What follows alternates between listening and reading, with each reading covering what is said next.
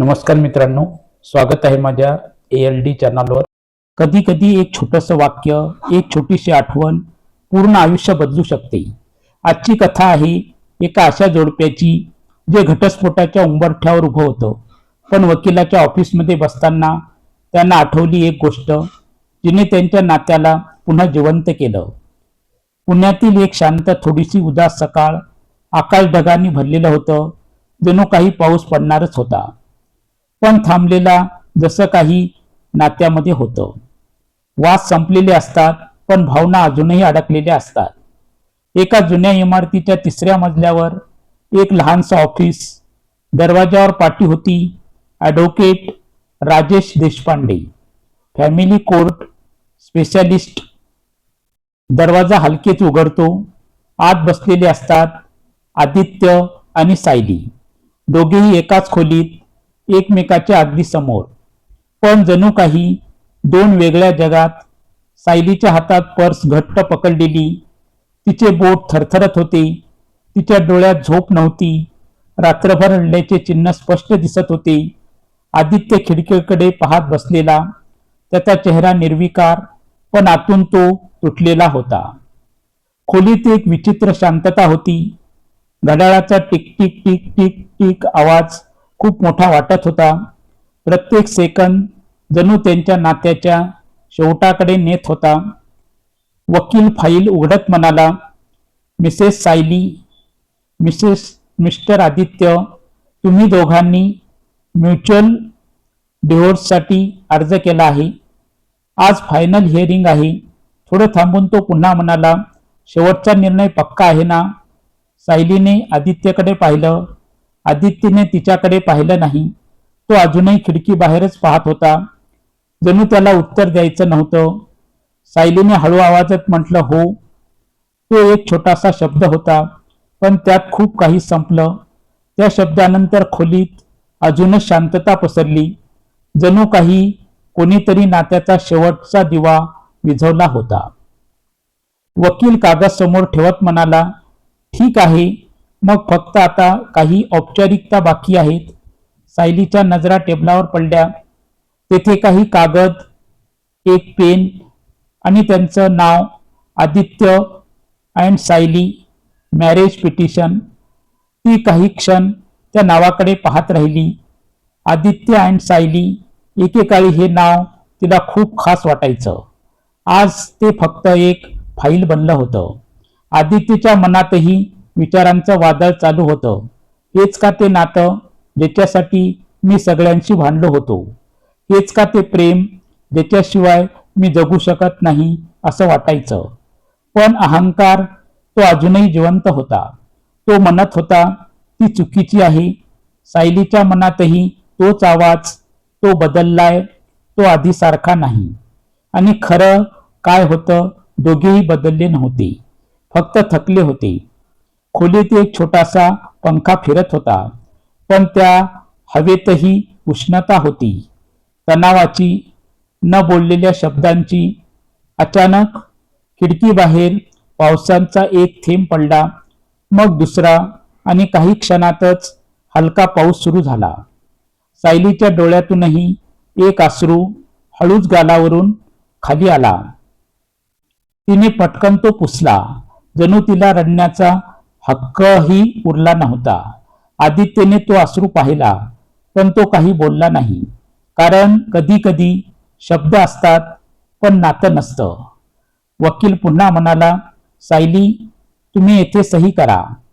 सायलीने pen उचललं। तिचा हात थरथरत होता। ती सही करणार होती ज्या नावावर तिने कधी स्वप्न लिहिली होती, आणि त्या क्षणी सगळं थांबलं। वेळ, श्वास, विचार, कारण काहीतरी होणार होतं। एक आठवण जी अजूनही जिवंत होती। सायलीचा हात अजूनही हवेत थांबलेला होता, पेन कागदाला स्पर्श करणार इतक्यात तिचं लक्ष अचानक भूतकाळात गेलं। पावसाचा तोच आवाज, पण हा पाऊस वेगळा होता। तो होता त्यांच्या प्रेमाच्या सुरुवातीचा पाऊस। काही वर्षापूर्वी, कॉलेजचा पहिला दिवस। सायली नव्या स्वप्नांनी भरलेली, थोडी नर्वस, थोडी एक्सायटेड, तिने पांढरा सलवार सूट घातला होता, केस हलकेच बांधलेले. ती कॉलेजच्या गेटमध्ये प्रवेश करते आणि तिच्या हातातील फाईल खाली पडते. पेपर सगळीकडे विखुरतात. ती घाबरून खाली बसते. तेवढ्यात कोणीतरी शांतपणे तिच्यासोबत खाली बसतो. मी मदत करू का? एक साधा पण मनाला स्पर्श करणारा आवाज. सायली वर पाहते आणि पहिल्यांदाच आदित्यला पाहते. साधा चेहरा, डोळ्यात प्रामाणिकपणा. काही खास नाही, पण काहीतरी खूप वेगळं. दोघांचे हात एकाच पेपरला स्पर्श करतात. क्षणभर दोघे थांबतात. एक नजर आणि काहीतरी सुरू होतं. त्या दिवशी फक्त ओळख झाली, पण नातं ते नकळत सुरू झालं. काही महिन्यांनी कॉलेज, कॅन्टीन. सायली तिच्या मैत्रिणी सोबत बसलेली.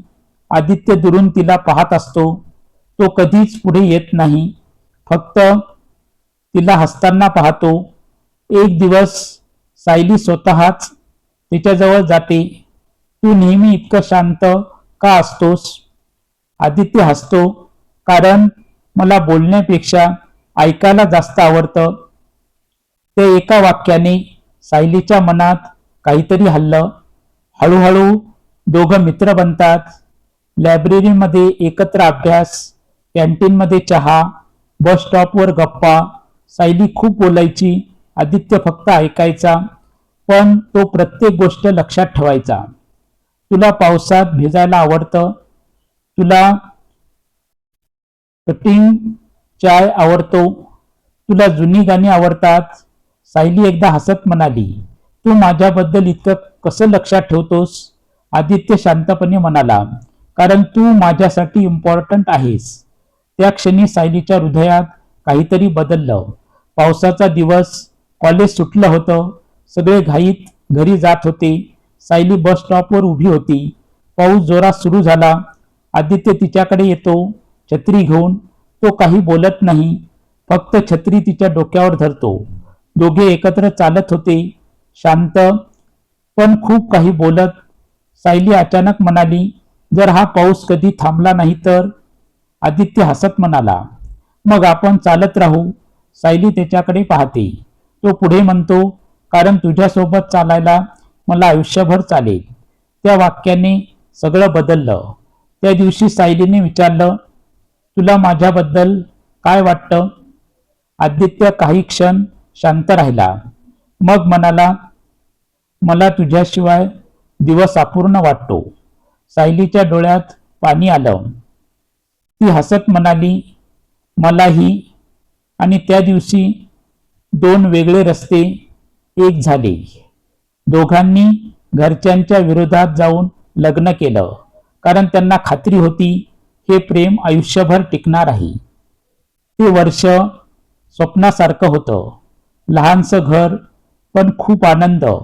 एकत्र स्वयंपाक, करताना भांडण, पण शेवटी हसू. सायली म्हणायची, आपण गरीब असलो तरी चालेल, पण आनंदी असूया. आदित्य म्हणायचा, तू असशील तर सगळं आहे. सायलीच्या डोळ्यात अश्रू आले. तिच्या मनात एकच प्रश्न होता, हेच ते प्रेम जे आज संपवायला आपण इथे आलो आहोत. पेन अजूनही तिच्या हातात होता, पण आता तिचं मन डळमळायला लागलं होतं. आदित्यने तिच्याकडे पाहिलं. पहिल्यांदाच त्याच्या नजरेत कठोरपणा नव्हता. काहीतरी बदलायला सुरुवात झाली होती. सायली अजूनही त्या आठवणीत हरवलेली होती. तिच्या डोळ्यात कॉलेजच्या दिवसाचं प्रेम होतं, पण समोर बसलेला आदित्य तो तोच होता का? तिच्या मनात एक आवाज उठला, तो बदललाय. आणि त्या क्षणी कथा पुन्हा भूतकाळात वळते. सुरुवातीला सगळं सुंदर होतं, पण हळूहळू आयुष्याची खरी परीक्षा सुरू झाली. आदित्यची नोकरी बदलली.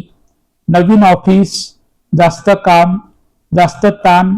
तो उशिरा घरी यायला लागला. फोनवर सतत काम. सायली वाट पाहत बसायची. पहिल्यांदा ती हसत म्हणाली, काय रे, मला वेळच नाही का आता? आदित्य थकलेला आवाजात म्हणाला, सायली प्लीज समजून घे, काम खूप आहे. सायली शांत झाली, पण तिच्या मनात पहिली छोटीशी खंत निर्माण झाली. काही दिवसांनी सायलीने खास डिनर बनवलं, मेणबत्त्या लावल्या, कारण त्या दिवशी त्यांचा अॅनिव्हर्सरी होता. घड्याळात 8 वाजले, 9 वाजले, 10 वाजले. फोन वाजतो. आदित्य, सायली आज उशीर होईल, तू जेवून घे. त्या एका वाक्याने सायलीच्या डोळ्यातलं तेज मावळलं. ती मेणबत्त्या विझवते आणि एकटीच बसून रडते. त्या रात्री पहिल्यांदाच तिला वाटलं, मी त्याच्या आयुष्यात प्रायोरिटी नाही. लहान लहान गोष्टी मोठ्या होऊ लागल्या. सायली म्हणायची, तू आधीसारखा राहिला नाहीस. आदित्य चिडून म्हणायचा, तूच खूप विचार करतेस. संवाद कमी झाला, वाद वाढले. एक दिवस सायलीने रागात विचारलं, तुला खरंच माझी काळजी आहे का? आदित्यही संतापला. सायली, मी इतकं सगळं करतोय आपल्या भविष्यासाठी. सायली रडत म्हणाली, मला फ्युचर नको आहे, मला तू हवा आहेस आता. त्या वाक्याने आदित्य काही क्षण शांत झाला, पण त्याने ते व्यक्त केलं नाही. दोघं एकाच घरात राहत होते, पण मनाने खूप दूर गेले होते. सायली आता कमी बोलायची. आदित्य अजून कामात बुडून गेला. एकेकाळी जेवताना हसणारे ते दोघे आता शांत बसायचे. घरात आवाज नव्हता, पण तुटण्याचा आवाज सतत येत होता. एक दिवस सायली आजारी पडली. तिला ताप होता. ती बेडवर पडलेली. तिने आदित्यला फोन केला. आदित्य, मला बरं वाटत नाहीये. आदित्य ऑफिसमध्ये होता. तो म्हणाला, मी मीटिंगमध्ये आहे, थोड्या वेळाने बोलतो. फोन कट केला. सायली काही क्षण फोनकडे पाहत राहिली आणि मग तिच्या डोळ्यातून अश्रू वाहू लागले. कारण तिला आठवलं, एक वेळ होती जेव्हा तो तिच्यासाठी रात्रभर जागायचा आणि आज त्याच्याकडे 5 मिनिटंही नव्हती. सायलीचा श्वास जड झाला. तिच्या डोळ्यात वेदना होत्या. तिने हळूच आदित्यकडे पाहिलं. आदित्यही तिच्याकडे पाहत होता. पहिल्यांदाच दोघांच्या नजरेत एकच प्रश्न होता, आपण इतके दूर कसे गेलो? त्या शांततेत पावसाचा आवाज अजून जोरात झाला. वकील काही बोलणार इतक्यात सायलीचा हात पुन्हा थांबला, कारण आता तिच्या मनात फक्त राग नव्हता, तर वेदना आणि एक हरवलेलं प्रेम. खोलीत अजूनही शांतता होती. पावसाचा आवाज आता खूप वाढला होता. जणू काही निसर्गही त्यांच्या नात्यासोबत रडत होता. सायलीच्या हातात पेन अजूनही होतं, पण आता ती सही करू शकत नव्हती, कारण तिच्या मनात एकामागून एक आठवणी येत होत्या आणि कथा पुन्हा भूतकाळात वळते. सायली त्या दिवशी पूर्णपणे एकटी होती. तिला ताप होता, डोकं दुखत होतं, शरीर थरथरत होतं. घरात शांतता होती आणि त्या शांततेत तिचा श्वासही जड वाटत होता. तिने पुन्हा आदित्यला फोन केला. आदित्य, प्लीज, मला खूप वाईट वाटते. त्या बाजूने काही सेकंदात शांतता, मग त्याचा थोडासा चिडलेला आवाज, सायली, मी सांगितलं ना, मी बिझी आहे, तू डॉक्टरकडे जा. Phone cut. त्या एका क्षणी सायलीच्या मनात काहीतरी मोडलं. ती बेडवर बसून राहिली. डोळ्यातून अश्रू वाहत होते. ती हळूच स्वतःशी म्हणाली, ज्याच्यासाठी मी सगळं सोडलं, आज त्याच्याकडे माझ्यासाठी वेळ नाही. सायली एकटी डॉक्टरकडे गेली. औषधं घेऊन परत आली. घरात अंधार होता. ती दार उघडून आत आली आणि तिला एकदम जाणवलं, हे घर आहे, पण आता घर पण उरलं नाही. ती शांतपणे सोफ्यावर बसली, औषधं घेतली आणि डोळे मिटले. पण झोप आली नाही, कारण तिला आठवत होतं, तोच आदित्य जो कधी तिच्या तापात रात्रभर जागायचा आणि आज तोच तिच्यापासून इतका दूर गेला होता. त्यावेळी आदित्य ऑफिसमध्ये बसलेला होता. त्याच्यावर खूप प्रेशर होतं. टार्गेट, डेडलाईन्स, बॉसचा ताण. त्याचा फोन सायलेंटवर होता. तो स्वतःशीच म्हणाला, मी हे सगळं तिच्यासाठीच करतोय, आपलं फ्युचरसाठी. पण त्याला कळत नव्हतं, सायलीला फ्युचर नाही, त्याची प्रेझेंटची गरज होती. त्या रात्री आदित्य घरी उशिरा आला. सायली झोपलेली नव्हती, ती शांत बसली होती. आदित्यने विचारलं, कशी आहेस आता? सायलीने त्याच्याकडे पाहिलं. तिच्या डोळ्यात अश्रू नव्हते, पण खूप वेदना होत्या. ती शांतपणे म्हणाली, आता विचारतोस? आदित्य थोडा चिडला. सायली, ड्रामा करू नकोस. तू शब्द ड्रामा तू शब्द सायलीच्या हृदयात खोलवर गेला. ती उठली आणि जोरात म्हणाली, हे ड्रामा नाही आहे आदित्य, ही माझी रियालिटी आहे. घरात पहिल्यांदाच आवाज इतका मोठा झाला. सायली पुढे म्हणाली, तुला माहित आहे, आज मी एकटी डॉक्टरकडे गेले, एकटी औषधही घेतली, एकटी परत आले. तिचा आवाज थरथरत होता आणि मला एकदाही वाटलं नाही की माझा नवरा माझ्यासोबत आहे. आदित्य शांत झाला, पण त्याने त्याचा अहंकार सोडला नाही. तो म्हणाला, मी इतकं सगळं करतोय, तू ते पाहत नाहीस. सायली हसली, पण ते हसू वेदनांनी भरलेलं होतं. ती म्हणाली, तू सगळं करतोयस, पण आपण हरवत चाललेलो आहोत. त्या एका वाक्याने खोलीत पुन्हा शांतता पसरली. सायली हळू आवाजात म्हणाली, बस आदित्य, आता मला हे नातं नको आहे. आदित्यच्या मनात धक्का बसला, पण तो शांत राहिला. त्यानेही थंड आवाजात उत्तर दिलं, ठीक आहे, मग आपण हे संपवूया. त्या क्षणी दोघांच्याही डोळ्यात पाणी होतं, पण कोणीही थांबवलं नाही, कारण अहंकार प्रेमापेक्षा मोठा झाला होता. सायलीचा श्वास अडखळला. तिच्या हातातून पेन जवळजवळ पडणार होतं. आदित्यने ते पाहिलं. दोघं पुन्हा एकमेकाकडे पाहत होते. त्या नजरेत एकच प्रश्न होता, आपण खरंच इथपर्यंत यायला हवं होतं का? पावसाचा आवाज आता खूप जोरात झाला होता. वकील म्हणणार होता, सायली प्लीज साईन, पण त्या क्षणी काहीतरी बदलायला सुरुवात झाली. Sayali please sine. वकिलाचा आवाज शांत होता, पण त्या एका वाक्याने सायलीच्या हृदयात वादळ उठलं. तिचा हात हळूहळू कागदाकडे गेला. पेन कागदाला स्पर्श करणार इतक्यात टक टक टक टेबलावरून काहीतरी हलकसं सरकलं. सायलीचं लक्ष तिकडे गेलं. ते एक छोटंसं जुनं पाकिट होतं. आदित्यच्या फाईलमधून खाली पडलं होतं. थोडंसं उघडलेलं आणि आतून दिसत होता एक फोटो. सायलीने हळूच तो फोटो बाहेर काढला आणि ती क्षणभर स्तब्ध झाली. तो फोटो होता त्यांच्या लग्नानंतरच्या पहिल्या वर्षाचा. त्या फोटोमध्ये सायली हसत होती, डोळ्यात आनंद, चेहऱ्यावर निरागसता, आणि तिच्या बाजूला उभा होता आदित्य, तिच्याकडे प्रेमाने पाहत.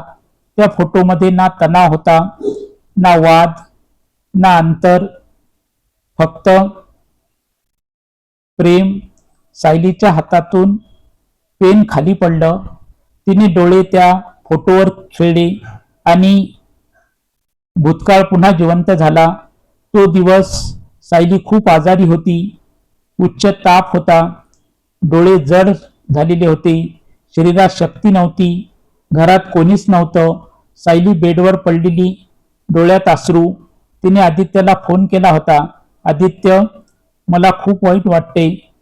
तो क्षण आदित्य ऑफिसमध्ये होता, पण या वेळेस काहीतरी वेगळं घडलं. तो काहीही न बोलता मीटिंग सोडून बाहेर पडला. त्याने टॅक्सी पकडली आणि घाईघाईने घरी आला. दरवाजा उघडताच तो थेट सायलीकडे धावला. सायली, काय झालं तुला? सायली कमकुवत आवाजात म्हणाली, तू आलास. आदित्यच्या डोळ्यात काळजी होती खरी. तो म्हणाला, तू आजारी असताना मी कसा नाही येणार? आदित्यने तिच्यासाठी औषधं आणली, तिला सूप बनवून दिलं.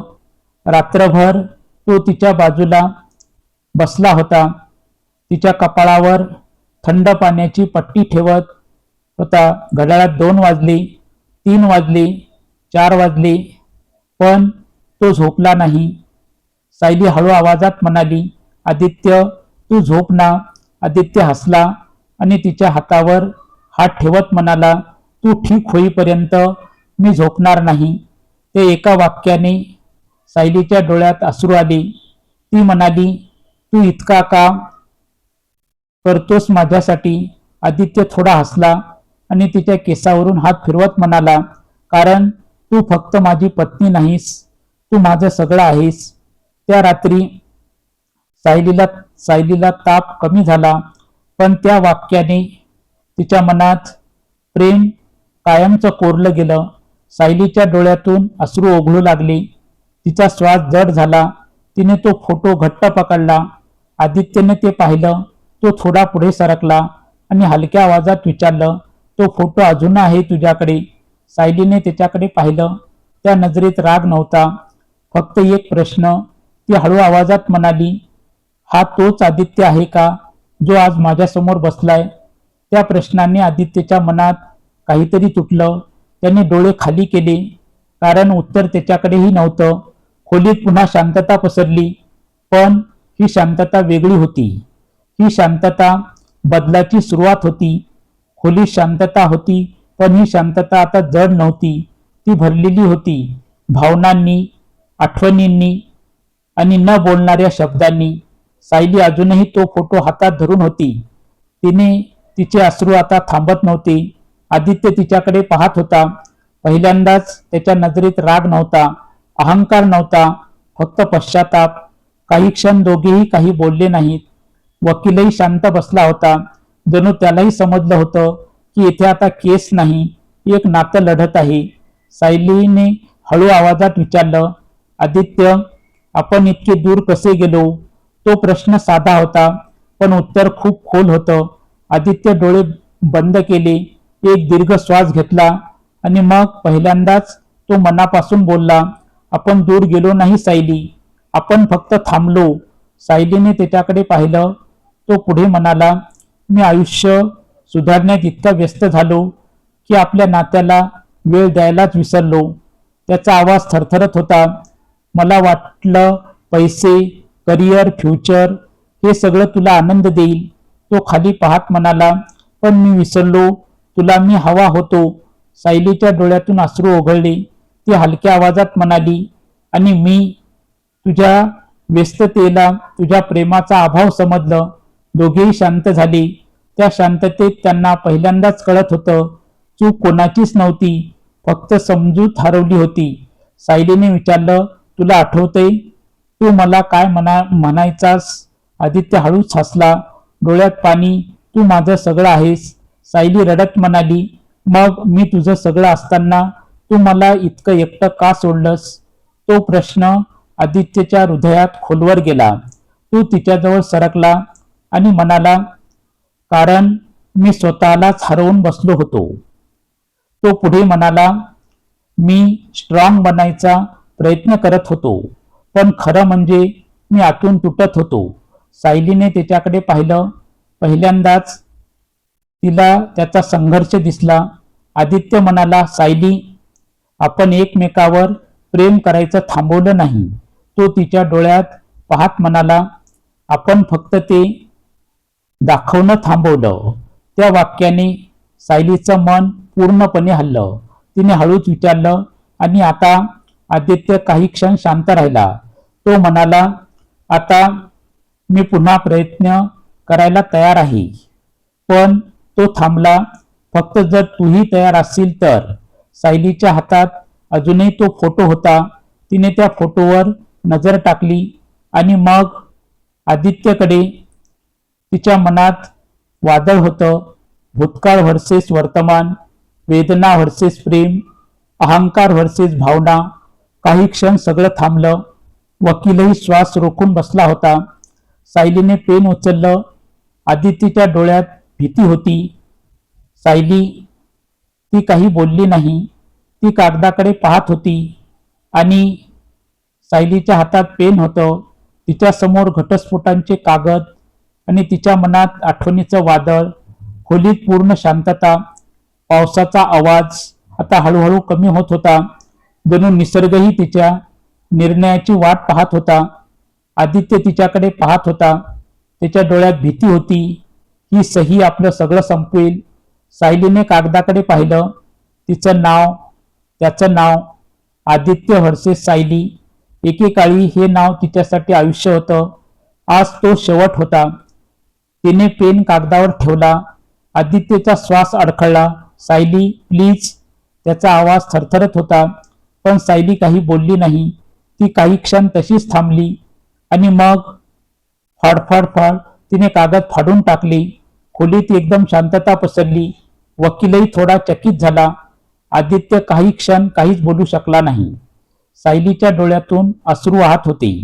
ती हळू आवाजात म्हणाली, मी हे नातं संपवू शकत नाही. आदित्यच्या डोळ्यात आश्चर्य आणि आनंद दोन्ही होते. सायली, ती त्याच्याकडे पाहत म्हणाली, कारण आपण संपलो नाही आहोत. तिचा आवाज आता ठाम होता. आता फक्त हरवलेला आहोत. आदित्यच्या डोळ्यात अश्रू आले. तो तिच्या जवळ आला. सायली, मला एक संधी देशील? सायलीने काही क्षण त्याच्याकडे पाहिलं. तिला त्याच्यात पुन्हा तोच आदित्य दिसत होता, जो कधी तिच्यासाठी रात्रभर जागायचा. ती हळूच म्हणाली, एक नाही, शेवटची संधी. दोघे हलकेच हसले. अश्रूमधून आदित्यने तिचा हात हलकेच धरला. खूप दिवसांनी तो स्पर्श पुन्हा जिवंत झाला. त्या स्पर्शात राग नव्हता, तक्रार नव्हती, फक्त प्रेम होतं. वकील हसत म्हणाला, कधी कधी केस जिंकण्यापेक्षा नातं वाचवणं जास्त महत्वाचं असतं. दोघेही शांतपणे उठले. पाऊस थांबला होता. आकाशात हलकसं ऊन पडलं होतं. सायलीने आकाशाकडे पाहिलं. ती हसत म्हणाली, पाऊस थांबला? आदित्य हसत म्हणाला, हो, पण आपली सुरुवात आता झाली. सायलीने त्याच्याकडे पाहिलं. या वेळेस आपण काय वेगळं करणार? आदित्य काही क्षण विचारात पडला आणि मग म्हणाला, या वेळेस आपण एकमेकांना गृहीत धरणार नाही. आपण बोलू, समजून घेऊ. आणि तो हलक्या आवाजात म्हणाला, कधीच विसरणार नाही की आपण एकमेकासाठी किती महत्वाचे आहोत. सायलीच्या डोळ्यात पुन्हा चमक आली. ती म्हणाली, चल पुन्हा सुरुवात करूया. आदित्यने तिचा हात घट्ट पकडला. यावेळेस कधीच सोडणार नाही. दोघेही पुढे चालू लागले. एक नवीन प्रवास. कथा इथे संपते, पण एक प्रश्न सोडते, नातं तुटतं कसं? मोठ्या कारणांनी नाही, तर लहान लहान दुर्लक्षित क्षणांनी. आणि ते जुळतं कसं? एका आठवणीने, एका प्रयत्नाने, एका संधीने. जर तुमच्या आयुष्यातही असं काही घडत असेल तर थांबा आणि स्वतःला विचारा, आपण खरंच संपलो आहोत की फक्त विसरलो आहोत? कधी कधी एक छोटीशी आठवण पूर्ण आयुष्य वाचवू शकतं. कथा इथे संपते, पण तिचा अर्थ इथून सुरू होतो. आजच्या धावपळीच्या आयुष्यात आपण सगळे काहीतरी मिळवण्यात इतके व्यस्त होतो की आपल्याकडे जे आहे त्याची कदर करायलाच विसरतो.